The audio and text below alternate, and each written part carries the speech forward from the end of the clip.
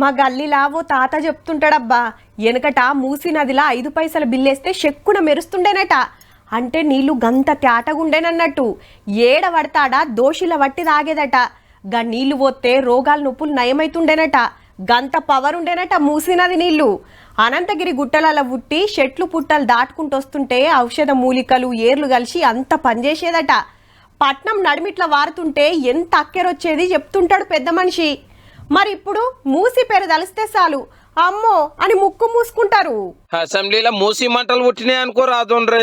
నదిలో మురికి లేకుండా చేస్తాము, గోదావరి నీళ్ళు తెస్తామని సర్కారులో కార్యం పెట్టుకున్నారు కదా, దాని మీద చర్చ నడిచింది. పండించిన ధాన్యాన్ని అమ్ముకోలేనటువంటి పరిస్థితి, వాళ్ళ అమ్ముకున్న ఆ ప్రాంతంలో తిన్నటువంటి వాళ్ళు అనారోగ్యానికి గురయ్యేటువంటి పరిస్థితి.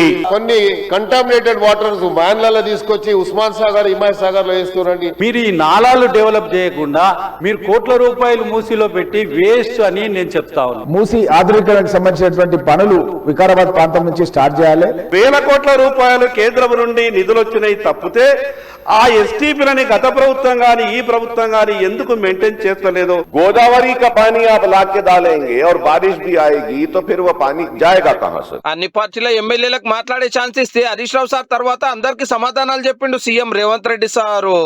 మూసీ సుందరీకరణ మీద 1,00,000 కోట్ల 1,50,000 కోట్ల ఎంత ఖర్చు పెడతామనుకుంటుంది ప్రభుత్వం? కన్సల్టెంట్స్ డీటెయిల్ ప్రాజెక్టు రిపోర్ట్ ఇచ్చే వరకు అంచనాలు మేము చెప్పలేము. ఏంటంటే మేము 80,000 పుస్తకాలు చదవలేదు, మాకంత నాలెడ్జ్ లేదు. 14.5 లక్షల రూపాయల డబ్బు ఇవ్వాలి వాళ్ళకు.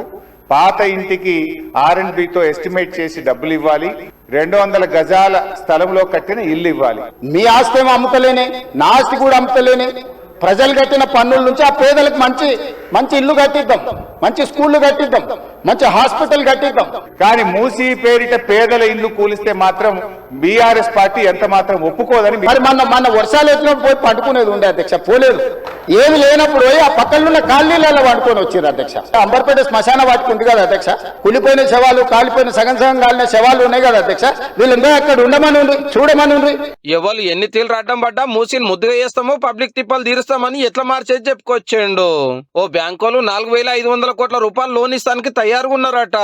బాపు ఘాట్ దగ్గర గాంధీ సరోవర్ మనం నిర్మించదలుచుకున్నాం అధ్యక్ష. నార్సింగ్ దగ్గర ఒక జంక్షన్, బాపు ఘాట్ దగ్గర ఇంకొక జంక్షన్, చార్మినార్ దగ్గర ఇంకొక జంక్షన్, చాదర్ గట్టి దాటిన తర్వాత ఇంకొక జంక్షన్. ఔటర్ రింగ్ రోడ్ నుంచి సిటీలోకి వచ్చే వాళ్ళు అక్కడికి వచ్చి ప్రతి సర్కిల్ లో ఎక్కడానికి దిగడానికి కూడా ట్రంపెట్స్ క్రియేట్ చేయమని. నది ఒడ్డు పోంట ఆడాడ పార్కులు, బిజినెస్ సెంటర్లు పెడతారట. అంతేకాదు 850 సంవత్సరాల పురాతనమైన శివాలయం మంచిరేవుల దగ్గర ఉంది అధ్యక్ష. ఈ రోజు అక్కడ శివాలయం కట్టదలుచుకున్నాం అధ్యక్ష.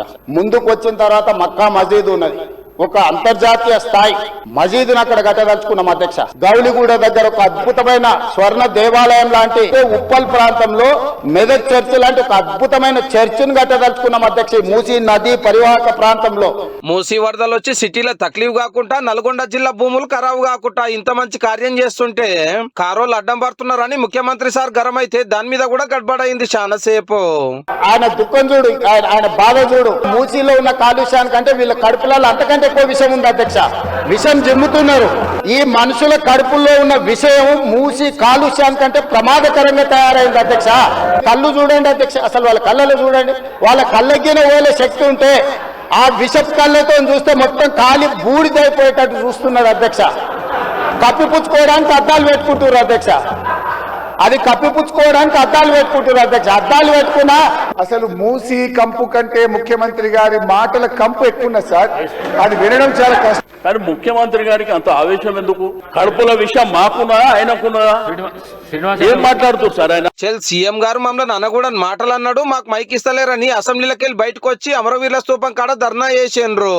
ఇలా మూసీ ప్రక్షాళన కంటే ముందు ముఖ్యమంత్రి గారి నోరు ప్రక్షాళన చేయాల్సిన అవసరం ఉంది. నిరసనగా ఈ శాసనసభ సమావేశాలను బీఆర్ఎస్ పార్టీ బైకాట్ చేస్తుంది. అంటే ఈ కిందకు అసెంబ్లీకి రారన్నట్టు. అంటే ఇంకా జిహెచ్ఎంసీలో 7 మున్సిపల్ కార్పొరేషన్లు, 20 మున్సిపాలిటీలు కలిపే బిల్లు, ప్రైవేట్ యూనివర్సిటీల బిల్లు, మోటార్ వెహికల్ బిల్లు పెడితే చర్చలు చేసినాక ఓకే అయినాయి. ఉపాధి హామీ పథకం నుండి మహాత్మా గాంధీ పేరును తీసేద్దని తీర్మానం చేసిండ్రు. రాష్ట్ర ప్రభుత్వం కాంట్రిబ్యూషన్ ఇవ్వకూడదు అధ్యక్ష, మొత్తం కేంద్రమే ఇవ్వాలి. 100 రోజులు ఇంతకు ముందు ఇచ్చే పని నుంచి ఇప్పుడు 75 రోజులకే తగ్గింది. ఈనాడు కేంద్ర ప్రభుత్వం తీసుకొచ్చిన చట్టం వల్ల ఆ అవకాశాన్ని కోల్పోయి పట్టణ ప్రాంతాలకు మళ్ళీ వలసల బాట పట్టే పరిస్థితి వచ్చింది.